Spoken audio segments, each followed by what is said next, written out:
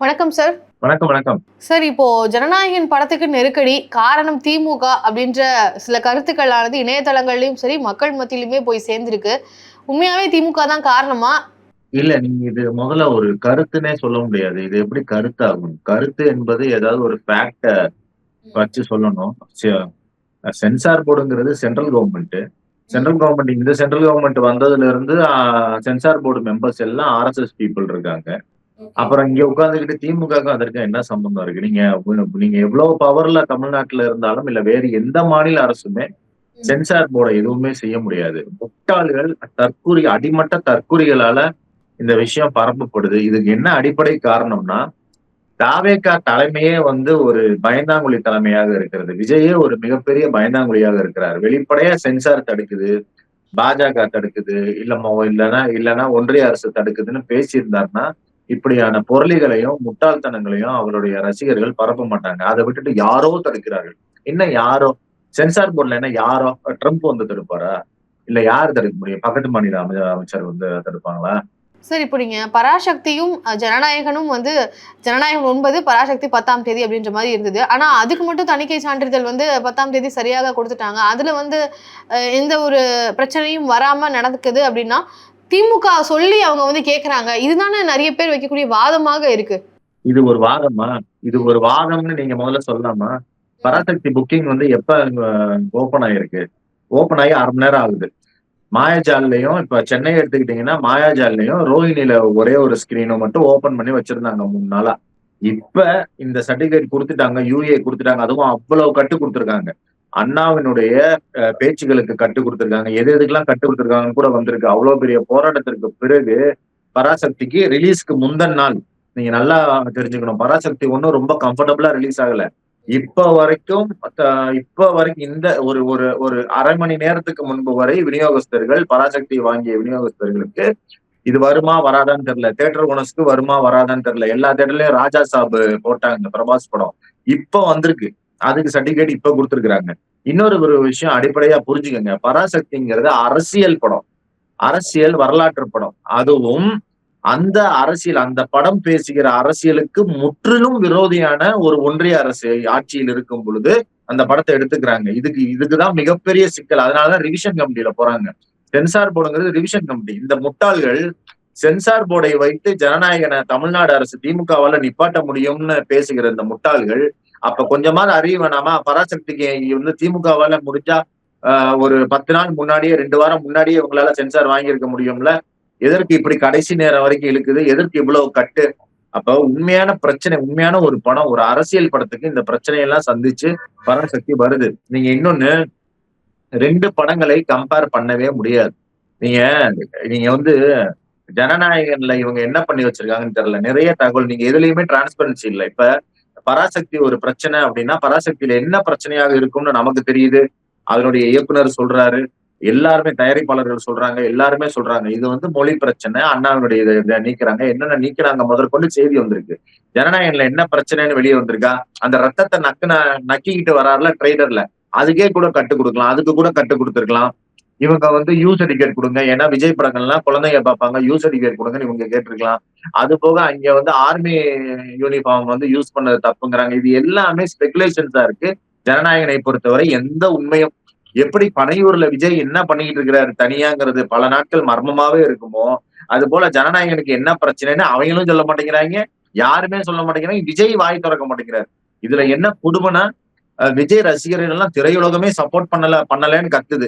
விஜய்க்கு சப்போர்ட் பண்ணல. இது வரைக்கும் வாயை திறக்கல விஜய். அப்ப நீங்க என்னத்த வந்துகிட்டு யார் மேலயாவது பழிய போட்டுக்கிட்டு இருக்கிறதா? 2 படம் ரிலீஸ் ஆகுறது என்ன தமிழ்நாட்டுல முதல் முறையா? இந்திய வரலாற்றுல, உலக வரலாற்றுல முதல் முறையா? ஏன் அஜித் விஜய் படம் வந்தது இல்லையா? விஜய் ரஜினி படம் சச்சின் சந்திரமுகி வந்தது இல்லையா? ஏன் சந்திரமுகி ரஜினிக்கு வரும் பொழுது இன்றைக்கு எப்படி எஸ்கே இருந்தாரோ அன்னைக்கு அப்படிதான் விஜய் இருந்தாரு. ஏன் சச்சினை நீங்க ரிலீஸ் பண்ணலையா? இத்தனைக்கும் அப்ப மும்பை எக்ஸ்பிரஸ் இருந்துச்சு. இருங்க. முதல்ல இருந்தே ஏதோ 2 படம் வெளிவருவதே என்னமோ ஒரு போட்டி மாதிரியும், ஒரு அரசியல் போட்டி மாதிரி இந்த ரசிகர்கள் மத்தியில அதை பரப்பி இதை ஒரு கேவலமான அரசியல் சண்டை ஆக்குனது விஜய் தரப்பு. நீங்க அதை விட்டுட்டு நீங்க என்னையா ஜனநாயகன்ல பிரச்சனை, என்னையா பண்ணி தொலைச்சிருக்கீங்க அந்த படத்துல? ஜனநாயகன் ப்ரொடியூசரை கேளுங்க, ஜனநாயகன் கதாநாயகனை கேளுங்க, ஜனநாயகனுடைய இயக்குனரை கேளுங்க, சென்சார் போர்டை கேளுங்க. அதை விட்டு விட்டு ஒரு படத்தையும் பொதுமக்களையும் திமுக காரனையும் வந்து கேட்டுக்கொண்டிருப்பது என்ன விதத்துல நியாயம்னே தெரியல. சரி, இப்போ நீங்க சொல்றீங்க இல்லையா போட்டி, இது வந்து ஜனநாயகனுக்கும் பராசக்திக்கும் போட்டின்றதே தப்பு தான். ஏன்னா இது வரைக்கும் தமிழ் சினிமால ஏகப்பட்ட படங்கள் ஒரே நாட்கள்ல வந்திருக்கு அப்படின்றது. ஆனா இவங்க விஜய் ரசிகர்கள் வைக்கக்கூடிய கேள்வியே என்னன்னா, இப்போ ஜனநாயகன்றது கடைசி படம் அப்படின்னு சொல்றாரு. அவர் இத்தனை வருஷம் சினிமாவுல இருந்திருக்கிறாரு. கடைசி படத்தை அவரு எந்த ஒரு சிக்கலும் இல்லாம வரட்டுமே, அதுக்குள்ள நீங்க ஏன் வந்து பராசக்தியை வந்து வெளியிடுறீங்க? ஸ்கிரீன்ஸ் வந்து ரெண்டு படத்துக்கும் பிரிக்கும் போது ஆட்டோமேட்டிக்கா வசூல் வந்து குறையும். அப்ப வசூலை குறைச்சு பீக்கின் உச்சம்லாம் கிடையாது, கரியரின் உச்சம்லாம் கிடையாது அப்படின்ற அந்த ஒரு நெரேட்டிவ்காக தானே நீங்க இப்படிலாம் இடைஞ்சல் கொடுக்குறீங்க. இதுதான் அவங்க கேள்வியா இருக்கு. இது ஒரு சரியான கேள்வியா, இல்ல இது எந்த அடிப்படையில அவங்க வைக்கிறாங்க அப்படின்றத பத்தி உங்க பார்வை என்ன? இது விஜய் மீதான ஒரு குருட்டுத்தனமான பாசத்தில் இந்த ரசிகர்கள் பேசுகிறார். ரொம்ப ரசிகர்கள் வந்து இந்த வாதத்தை முன்வைக்கும் போது ரொம்ப பரிதாபமா இருக்கு. அதுவும் நீங்க ட்ரெய்லரை தியேட்டர்ல பார்த்துட்டு வெளியே வந்து 1000 கோடி அடிக்குது, 2000 கோடி அடிக்குது அப்படின்லாம் ரசிகர்கள் பேசும்போது ரொம்ப ரொம்ப ரொம்ப பாவமாக இருக்குது. ஏதோ இவர்கள் பணம் போட்டு அந்த படத்தை ப்ரொடியூஸ் செய்த மாதிரி. முதல்ல ஒரு விஷயம் தெரிஞ்சுக்கணும். தமிழ்நாடு மட்டும் இல்ல, இந்தியாவில் உள்ள எல்லா மாநிலங்களிலும் தியேட்டர்கள் ஒன்றுக்கு மேற்பட்ட படங்கள் ரிலீஸ் ஆவதற்கு தகுந்த அளவுல தான் எண்ணிக்கையில இருக்குது. ஒண்ணு. 2வது, இது வருது வரலன்றதெல்லாம் ப்ரொடியூசர் பிரச்சனை, பணம் போட்டவர்கள் பிரச்சனை. அவர்கள் தொடர்ந்து இப்ப வந்து 2 நாள்ல எடுக்க முடியலன்னா 4 நாள்ல எடுப்பாங்க அத. 4 நாள்ல எடுக்க முடியலன்னா 5 நாள்ல எடுப்பாங்க. இந்த 2000 கோடி அடிச்சுச்சா, 500 கோடி அடிச்சுச்சான்னு இப்ப சமீபத்துல இந்த சோசியல் மீடியால இது வந்து வழக்கமா பாகுபலிக்கு அப்புறம் நம்ம சினிமா அடிக்குதா, கேஜிஎஃப் அடிக்குது, இது அடிக்குதா, இந்த பேச்சே முதல்ல நமக்கு தேவையில்லாத, ரசிகர்கள் கவலைப்படக்கூடாத ஒரு விஷயமா நான் பாக்குறேன். 3வது, ஒரு படம் நீங்க வந்து கடைசி படம்னு சொல்லுவ. இதே மாதிரிதான் சிரஞ்சீவி சொல்லிட்டு போனாரு. இன்னைக்கு வந்து டான்ஸ் ஆடிட்டு இருக்கிறாரு நயன்தாரா கூட. நீ கடைசி படம்னு சொல்லுவ, நான் இதுக்கப்புறம் நடிக்க மாட்டேன்னு சொல்லுவேன். நீ என்னத்தையாவது சொல்லுவ. என்னோட என்னோட உயிரை கொடுத்து நடிச்சு அதுக்காக வேற ப்ரொடியூசர் யாருமே ரிலீஸ் பண்ணக்கூடாதுன்னு இருக்கா? இது என்ன சர்வாதிகாரமா? இது இது பேரு வந்து இது பேர் வந்து பாசிசம் இல்லையா? இன்னும் சொல்றேன், பராசக்தி மட்டும் இல்ல, இன்னும் 2 அஜித் படம் ரஜினி படம் வந்தாலும் ரிலீஸ் பண்ணணும். இது வந்து ரொம்ப ரொம்ப தவறான ஒரு விஷயம். இந்த பிசினஸ் மாடல் இவங்க ஒண்ணு சொல்றாங்கல்ல, சினிமாக்கே ஆரோக்கியம் இல்லாத ஒரு மாடல் அது. இவர் வந்து விஜய் வந்து ஏதோ நாட்டு மேல ரொம்ப நல்லெண்ணம் இருக்கிறது, அக்கறை இருக்கிறது, மக்கள் மேல அக்கறை இருக்கிறதெல்லாம் பேசுறாரு. சினிமாக்கு நல்ல மாடலா? ஒரு நாள் ஒரு படம் தான் வர வேண்டும். அந்த பொங்கல்ல 10 நாள் லீவையும் நான் மட்டுமே கபலீகரம் பண்ணிட்டு போவேன்னு ஒரு ப்ரொடியூசர், ஒரு நடிகர் சொல்வது என்பது சினிமாக்கு ஆரோக்கியமானதா முதல்ல? நீங்க ஏங்க ரசிகர்களுக்கு தெரியாது. ஒரு பொறுப்புள்ள ஒரு நடிகராக இவர் முதல்ல அதை இது பண்ணலாமா? அதனாலதான் இவர் இதுவரைக்கும் வாயே திறக்கல. இவர் ஏதாவது பேசியிருக்கிறாரா? பராசக்தி ஏன் வருதுன்னு விஜய் பேசியிருக்கிறாரா? விஜயினுடைய பிஆர்ஓ பேசியிருக்கிறாரா? இவங்களா கத்தி, அதாவது என்னன்னா இவர்களுடைய மாஃபியா, ஆன்லைன் மாஃபியா வச்சு பேச விடுறது, எஸ்கேவை பத்தி தவறாக பேச வைப்பது, அவருடைய குடும்பத்தை ஆபாசமாக பேசுவது, இதெல்லாம் ரொம்ப தப்பு. பராசக்தி படம் வந்து பூஜை போட்ட அப்ப இருந்தே பொங்கல் ரிலீஸ் தான் முதல்ல இருந்தே பேசிட்டு இருக்கிறாங்க. நீ என்னமோ இப்ப வரேன் அப்ப வரேன், இது நான் வருவேன், வர்றப்ப வேற யாருமே வரக்கூடாது என்பது இது வந்து எப்படி இருக்குன்னா, நான் வந்து கரூருக்கு போய் பாதிக்கப்பட்டவர்களை பார்ப்பேன். அப்ப ரோட்ல எவனுமே இருக்கக்கூடாதுன்னு இவர் விஜய் வந்து ஒரு மனு கொடுத்தாரு தெரியுமா, கேடி கூத்தா. அதே போலதான் என் படம் வர்றப்ப யாரு படமே வரக்கூடாதுங்கிறதுலாம் ஒரு பச்சையான சர்வாதிகாரம். அது போக இவ்வளவு அக்கறை இருக்கிற நீ, படத்துக்கு மலேசியால ஆடியோ லான்ச் வச்ச நீ, ஒரு சென்சார் சர்டிபிகேட்டை வாங்கணும்னு உனக்கு வந்து அறிவுறுத்தி இருக்கிறதா? நீ என்ன அரசியல் படம் எடுத்திருக்கிறியா? இது ஏற்கனவே வந்த படம். பகவத் கேசரி தெலுங்குல வந்து மிகப்பெரிய வெற்றி அடைத்து அதற்கு வந்து பாலகிருஷ்ணாக்கு அவார்டு எல்லாம் கூட கிடைச்சிச்சு. ஏற்கனவே வந்த படத்தை ரீமேக் பண்ணதுக்கே உன்னால சென்சார் வாங்க முடியல. அதுல 1008 தப்பு, டெக்னிக்கலாவே தப்பு செய்திருக்கிறார்கள். ஆர்மிட்ட நோ அப்ஜெக்ஷன் வாங்கல. இவ்வளவு பிரச்சனைகளை செஞ்சு வச்சுட்டு எப்ப பார்த்தாலும் அடுத்தவனை குறை சொல்லிக்கிட்டே இருப்பது என்பது என்ன? இன்னைக்கு நான் சொல்றேன், தமிழ் சினிமா எப்படி தெரியுமா இருக்கும்? இன்னைக்கு வந்து 10 பேரு ரெடியா இருந்திருப்பாங்க. பராசக்தி வரலைன்னா நம்ம வந்துருவோம்னு அடுத்து ரெடியா இருக்கும் ஒரு 5 படம். இன்னைக்கே விஜய் படம் வரல, பராசக்தி மட்டும்தான் வருதானா உடனே வருவாங்க.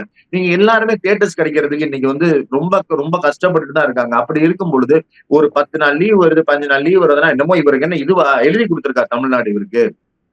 அப்ப இதெல்லாம் ரொம்ப தவறாக ஒரு விஷயம். ரசிகர்கள் முதல்ல இந்த வசூலை பற்றி கவலைப்படுவதை விடணும். ஒரு படம் நல்லா இருக்கா பாருங்க. அதை விட்டு 2000 கோடி தடுக்கிறீங்க, 500 கோடி தடுக்கிறீங்க. அவங்க தான் வேலை இல்லாம பொய் சொல்லிக்கிட்டு ஆன்லைன் மாஃபியா வச்சு ஏமாத்திட்டு இருக்காங்க. ஏன்னா இந்த இந்த இந்த ரசிகர்களை நினைச்சு பாருங்களேன். இப்பயே படம் வருமா வராதுன்னு தெரிவதற்கு முன்னாடியே 150 ரூபா டிக்கெட், 3000 ரூபாய், 6000 ரூபான்னு ஆடியோ லீக் ஆகுது. இது பிளாக்ல எவ்வளவு ரூபான்னு டிக்கெட் வருது. நீங்க இந்த படம் மட்டும் இல்ல, நீங்க விஜய், ரஜினி என்ன பெரிய ஆள் படம்னாலும் இதே நிலைமை தான்.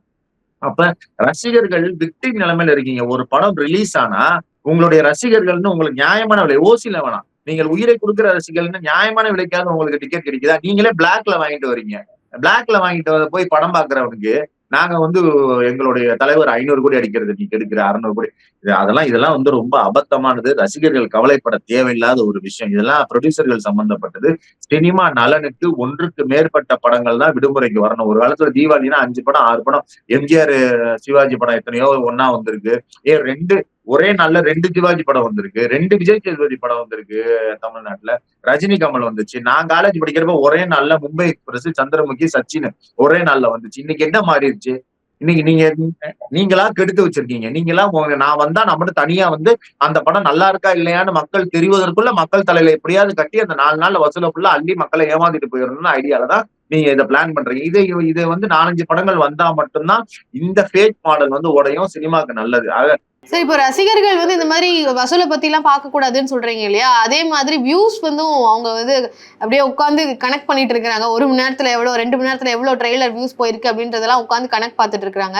அப்படி பார்க்கும்போது ஜனநாயகனை விட பராசக்திக்கு வியூஸ் போயிருக்கு, ஆனா லைக்ஸ் அண்ட் கமெண்ட்ஸ் போகல. அப்போ நீங்க ஆர்டிபிஷியலா பூஸ்ட் பண்ணிருக்காங்க பராசக்தி டீம் அப்படின்னு அதுவும் ஒரு டிஸ்கஷனா மாறுச்சு. அதை பத்தி என்ன நினைக்கிறீங்க சார்? நீங்க ஒண்ணும் இல்ல, எனக்கு இந்த வியூஸ் மேல எல்லாம் நம்பிக்கையே முதல்ல இல்ல. ஒரு விஷயத்தை நீங்கள் நினைத்தால் ஜிவி பிரகாஷ் கூட ஒரு பேட்டியில சொல்லியிருப்பாரு. ஜிவி பிரகாஷ் வெளிப்படையா பேசிட்டாரு. ஆனால் சினிமாவில் என்னை போல இருப்பவர்கள் எல்லாருக்கும் தெரியும், ஆர்கானிக்கா வைரல் ஆவது என்பது மிக மிக மிக மிக குறைவு. நீங்க நினைச்சா எதை வேணாலும் வைரல் ஆக்க முடியும். விஜய் படம் இன்றைக்கு இந்த கவுண்ட் நாங்க தான் பெருசுங்கிறது இன்னைக்கு எஸ்கே படத்துக்கு நடக்குது, பராசக்தி நடக்குது. இதை முதலில் ஆரம்பித்து வைத்தது யார்? இந்த ட்ரெண்டை தமிழ் சினிமால ஆரம்பிச்சு வச்சது யார்? விஜயும் விஜய் ரசிகர்களும். இன்றைக்கு அது என்ன, இதுக்கு முன்னாடி விடாமுயற்சி தள்ளி போன போது அது ஏதோ ட்விட்டர்ல கொண்டாடினது யாரு? விஜய் ரசிகர்கள். அதாவது இது எல்லாமே ரொம்ப தப்பு. நான் என்ன நினைக்கிறேன், விஜய் ரசிகர்களை நான் கெட்டவர்களாக சித்தரிக்கல. அவர்கள் மூளை செலவை செய்யப்பட்டிருக்கிறார்கள், தவறாக வழிநடத்தப்பட்டிருக்கிறார்கள். இந்த மாதிரி கேவலமான நம்பர் போட்டி முன்னாடி என்னங்க இருக்கும்? நானுமே காலேஜ் ஸ்கூல் படிக்கிறப்பெல்லாம் அஜித் ஃபேனா விஜய் ஃபேனான்னு பேசுவோம். நாங்க பகவதியும் வில்லனும் ஒரே நாள்ல வந்தப்ப எங்களுடைய குறைஞ்சபட்ச பேச்சு என்னவா இருக்கும் தெரியுமா? சண்டை என்னவா இருக்கும் தெரியுமா? எந்த படம் நல்லா இருக்கு? பகவதி நல்லா இல்ல, வில்லன் நல்லா இருக்கா? சரி வா போய் தலை, உங்காலு படம் நல்லா இருக்கா, வா போவோன்னு வில்லனுக்கு போவோம். அவ்வளவுதானே தவிர இவ்வளவுதாங்க. ஒரு ரசிகர் என்பது காலங்காலமா இவ்வளவுதான் இருந்துச்சு. ரஜினி கமல் வரைக்கும். நீங்க இந்த அஜித் விஜயே இப்படிதான் ஆரம்பத்துல இருந்துச்சு. அதற்கு பிறகு இப்ப இந்த சமூக வலைதளங்கள் வந்ததுக்கு அப்புறம் இதை என்றேன், அதை என்றேன், கவுண்ட் என்றேன், லைக் என்றேன். நீ போய் கமெண்ட் போட்டுட்டு கமெண்ட் வருதுங்கிறது பெருமையா? எது எடுத்தாலும் நேற்று ஏதோ ஒரு அரசியல் விழா நடக்குது, சன் டிவில நியூஸ்ல லைவ் போடுறாங்க, அதுல போய் டிவிக்கேன்னு கமெண்ட் போட்டுட்டு இருக்கானுங்க. இதனால என்ன கிடைக்க போகுது? இதனால இதுக்கு பெருமையா, டிவிஜேக்கு பெருமையா, இல்ல சன் நியூஸ்ல அந்த அபிஷியல் அரசு விழாவை எல்லாரும் பார்த்தாங்கன்னு எடுத்துக்கிறதா? இதை வச்சு எப்படி பாக்குறது? மோடியினுடைய வீடியோவுக்கு டிஸ்லைக் நிறைய வருதுன்னு டிஸ்லைக் ஆப்ஷனே தூக்குனாங்க யூடியூப்ல. இவ்வளவு மோசமாக இந்த லைக் கமெண்ட் எல்லாம் நான் அதான் சொல்றேனே, இந்த படங்கள் தாண்டி, படங்களில் இருக்கிற கண்டென்ட்டை தாண்டி அதை சுற்றி இந்த ப்ரொமோஷன்ல நடக்கிற விஷயங்கள் இருக்குல்ல, அதுல எல்லாம் ரசிகர்கள் தங்களை ஈடுபடுத்திக் கொள்வது என்பது ரொம்ப ரொம்ப தவறான ஒரு செல்ஃப் டிஸ்ட்ரக்டிவான விஷயமா நான் பாக்குறேன். அது மனநலனுக்கே நல்லது இல்ல. ஒரு படம் வருதா, நல்லா இருக்கா, நல்லா இல்லையா, அது என்ன அரசியல் பேசு, அவ்வளவுதான் பேசணுமே தவிர இது அதோட கூட, இது இதோட கூட, இது இப்படி அடிச்சு, இது ரொம்ப தவறான ஒரு சினிமாக்கே இது நல்லது இல்லைன்னு நான் நினைக்கிறேன். கண்டிப்பா சார். அடுத்ததாக இறுதியா ஒரு கேள்வி. இப்போ திமுகவை பொறுத்த வரைக்கும் கூட்டணியில காங்கிரஸ் இருக்கிறாங்க. காங்கிரஸ் இப்போ கிரீஷ் ரோதன்கரினுடைய ட்வீட்டையும் நீங்க பார்த்திருப்பீங்க. நீங்க ஒரு ஆக்டர் விஜய் கூட மோதாதீங்க, ஒரு பொலிட்டீஷியன் விஜய் கூட மோதுங்கன்ற அளவுக்கு காட்டமா அவருடைய எதிர்ப்பை தெரிவிச்சிருக்கிறாரு. கூட்டணியில இருக்கக்கூடிய காங்கிரஸ் இந்த விஜய்க்கு ஆதரவாக இந்த ஒரு டிசைஷன் பண்ணி அவங்க குரல் கொடுக்கறத பத்தி என்ன நினைக்கிறீங்க சார்? இது வேற எதுவும் உள்நோக்கம் இருக்குமா, இல்ல டெமோக்ரஸி அப்படின்னு காங்கிரஸ் தரப்புல இருந்து சொல்றாங்க, இல்ல அதுதான் உண்மையா? இது மட்டும் இல்ல, இப்ப சற்று முன்பு இப்ப இந்த பேட்டி நம்ம பேசுறோம்ல, ஒரு அரை மணி நேரத்துக்கு முன்னாடி திமுகவின் தரணிதரன் அபிஷியல் போஸ்ட்ல இருக்கிறார். அவரு இந்த படத்துக்கு ஒண்ணு டக்குன்னு கொடுங்க, எதுக்கு இப்படி பிடிச்சி அலங்கழிச்சிட்டு இருக்கிறீங்க படத்தைன்னு சொல்லி அவரும் ஆதரவா தான் பேசியிருக்கிறாரு. இதனால இது ஒரு படத்தை நியாயமா நீங்க இதுல இழுக்கிறீங்களா, உண்மையிலேயே சர்டிபிகேட் தர மாட்டேங்கிறேன், இந்த உடனே மேல்முறையீடு செய்வதெல்லாம் என்ன மாதிரியான ஒரு விஷயம்னு எனக்கு தெரியல. ஆனால் எப்படி காங்கிரஸில் சில ஆதரவு குரல்கள் வருதோ அதே போல திமுகவிலையும் இப்ப ஏன்னா திமுக இப்ப என்ன என்ன சொல்ல முடியும்? சந்தோஷப்படணுமா? விஜய் படம் பாத்தியா போச்சுன்னா அப்படி கிடையாது. யாருக்குமே அந்த மாதிரி சந்தோஷம் கிடையாது. திமுகவினர் வீட்லயே நிறைய விஜய் ஃபேன்ஸ் இருப்பாங்க. திமுக காரர்களே நிறைய விஜய் ஃபேன்ஸ் கூட இருப்பாங்க. அப்படி இருக்கும்போது ஒரு படத்தில் போய் அரசியலை காட்டுவது என்பது ரொம்ப ரொம்ப கேவலமான ஒரு விஷயம். அதற்கு யாராக இருந்தாலும் எதிர்ப்பாக தான் செயல்படுவார்கள். மத்தபடி நீங்க கேட்கிற கேள்வி புரியுது. காங்கிரஸ் வந்து தாவேகாவுடன் கூட்டணி போடுவதற்கான முத்தாய்ப்பான். இது அவங்களோட இஷ்டம். நான் முதல்ல காங்கிரஸ் தமிழ்நாட்டு காங்கிரஸ் தலைவர்களாக படுகிறவர்கள். அது வந்து பிரவீன் சக்கரவர்த்தியா அவரு இவரு இவங்க எல்லாத்துக்குமே எந்த பவரும் இருந்ததாகவோ இருப்பதாகவோ இருக்க போவதாகவோ நான் கருதவே இல்லை. இறுதி முடிவை டெல்லியில இருந்து வரும் ராகுல் காந்தி எடுப்பார். ஒருவேளை நீங்க இன்னொரு விஷயம் கவனிச்சு பாருங்க. ராகுல் காந்தியினுடைய முடிவு எதன் அடிப்படையில இருக்கும்னா, போன எம்பி தேர்தல்ல எத்தனை எம்பிக்கள் ராகுல் காந்திக்கு தமிழ்நாடு திமுக பெற்றுக் கொடுத்தது என்பதை ராகுல் காந்தி நினைவில் வைத்திருப்பார். ராகுல் காந்தியே தன்னை பிரதமர் வேட்பாளராக காங்கிரஸே அறிவிக்காத போது முதலில் தமிழ்நாட்டுல ராகுல் காந்தி தான் பிரதமர் வேட்பாளர் என்று அறிவித்து களத்தை கண்டவர் தமிழக முதல்வர் தளபதி அவர்கள். இதெல்லாம் ராகுல் காந்திக்கு தெரியும். இது அதனாலதான் நான் இந்த இந்த காங்கிரஸ்காரர்கள் தமிழ்நாட்டு காங்கிரஸ்காரர்கள் செய்யும் குழப்பம் இப்படி எல்லாம் செஞ்சா டெல்லியில நமக்கு நல்ல பேர். நீங்க தமிழ்நாடு காங்கிரஸும் சரி தமிழ்நாடு பாஜகவுக்கும் சரி ஒரு ஒற்றுமை இருக்கு. இவங்க யாருமே தமிழ்நாட்டுக்காக அரசியல் செய்யறது இல்ல. நம்மளை இப்படிலாம் பண்ணா டெல்லியில பார்ப்பாங்க, இப்படிலாம் பண்ணா நமக்கு இங்க நல்ல பேர் கிடைக்கும்ன்றதுக்காக டெல்லிக்காகவே இங்க வந்து டான்ஸ் ஆடி கொண்டு இருப்பவர்கள். அதனால இவருடைய கருத்தை நான் காங்கிரசின் அதிகாரப்பூர்வ கருத்தா எடுத்துக்கல. அவர்கள் அதிகாரப்பூர்வ பதவியில் இருந்தாலுமே கூட இறுதி முடிவை ராகுல் காந்தி எடுப்பார். ராகுல் காந்தி இந்த மாதிரியான முட்டாள்தனங்களை எல்லாம் செய்ய மாட்டார். ஏன்னா அகில இந்திய அளவுல இன்றைக்கு இந்தியா கூட்டணி மிகப்பெரிய பலமாக இருக்கிறது. மோடியை வீழ்த்தக்கூடிய மோடிக்கு நிகரான ஒரு கூட்டணியாக இன்றைக்கு இந்தியா கூட்டணி மட்டும்தான் பார்க்கப்படுகிறது. அதில் ஒரு முக்கியமான உறுப்பினர் அதை கட்டி அமைத்ததில் ஒரு அடிப்படையான ஒரு ஒரு அஸ்திவாரமாக இருக்கக்கூடிய ஒரு கட்சி என்றால் திமுக. இது எல்லாம் ராகுல் காந்திக்கு தெரியும். ஒருவேளை ராகுல் காந்திக்கு இதெல்லாம் புரியவில்லை என்றால், ராகுல் காந்திக்கு இந்த கணக்கெல்லாம் தெரியவில்லை என்றால், தாவேகாவுடன் தான் போக அவரும் ஆசைப்படுகிறார் என்றால், அதற்கு பிறகு நம்ம சொல்றதுக்கு ஒண்ணும் இல்லை. அவர்களுடைய படுகொலியை அவரவர்களே தோண்டி கொள்ளும் பொழுது நம்ம எதுவுமே கருத்து சொல்வது. நீங்க ஏன் சார் தாவேகாவை வந்து படுகொலின்னு நினைக்கிறீங்க? அவங்க ஒரு அரசியல் மாற்றத்தை ஏற்படுத்துவாங்கன்னு விஜயுடைய தொண்டர்கள் ரசிகர்கள் பேசுற மாதிரி ஏன் வாய்ப்பே கிடையாது அப்படின்னு நம்புறீங்க? என்ன சொல்றாங்க அப்படின்னா, கண்டிப்பா இந்த தேர்தலில் வந்து வெற்றி பெற போறது கிடையாது. ஆனா ஒரு அதிமுகவுக்கு வந்து அவங்க இப்ப நீங்க சொல்றீங்க இல்லையா, அஸ்திவாரமோட இருக்கக்கூடிய கட்சின்னு, அந்த அஸ்திவாரத்தை வந்து ஆட்டி பாக்குற மாதிரி தாவேகாவுக்கு வந்து ஸ்ட்ரென்த் வரும் அப்படின்ற மாதிரி நம்புறாங்க. இதை நீங்க எப்படி புரிஞ்சுக்கிறீங்க? இது வந்து பல பேருனுடைய தாவேகாவை சேர்ந்த பல பேரினுடைய ஆதரவாளர்கள் தொண்டர்கள் ரசிகர்களுடைய கருத்தா இருக்கு. நீங்க அதிகாரம் அது எதிர்கட்சி அதிகாரமாக இருந்தால் கூட யாரிடம் போய் இருக்க வேண்டும் அப்படிங்கிறது ரொம்ப ரொம்ப முக்கியம்.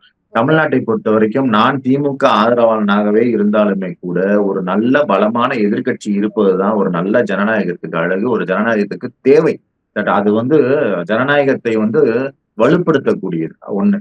ஆனால் யாருக்கு அது போக வேண்டும்? நீங்க விஜய் என்ன விஜய்க்கு எனக்கு என்ன பரம்பரை இதுவா இல்ல தாவேக்கானா என்ன நாசமா போயிடும் அப்படின்றதுல அப்படிலாம் இல்ல. உன்னுடைய நடவடிக்கைகள் என்ன? ஒவ்வொரு விஷயத்தையும் நீ அணுகி இருக்கக்கூடிய லட்சணம் என்ன? கரூர் விஷயத்தை நீ அணுகி இருக்கக்கூடிய விஷயம் என்ன? நீ ஒவ்வொரு தடவையும் உன்னுடைய ரசிகர்களை நீ எப்படி நடத்திருக்கிற? ரசிகர்களை பாத்ரூம் தண்ணி குடிக்க விட்டுருக்கிற, ரசிகர்களுக்கு பாட்டில தூக்கி எறிஞ்சிருக்க, உன் ரசிகர்கள் ஒவ்வொரு கூட்டத்திலும் வரிசையாக இருந்த போதும் அதை பற்றி நீ கவலையே பண்ணல. லைட் ஆஃப் பண்ணி ஆன் பண்ணி விளையாண்டு இதெல்லாம் அவர் மீதான மதிப்பை வந்து எனக்கு மிக மோசமாக குறைத்து இருக்கிறது. இது என்னுடைய கணிப்பு.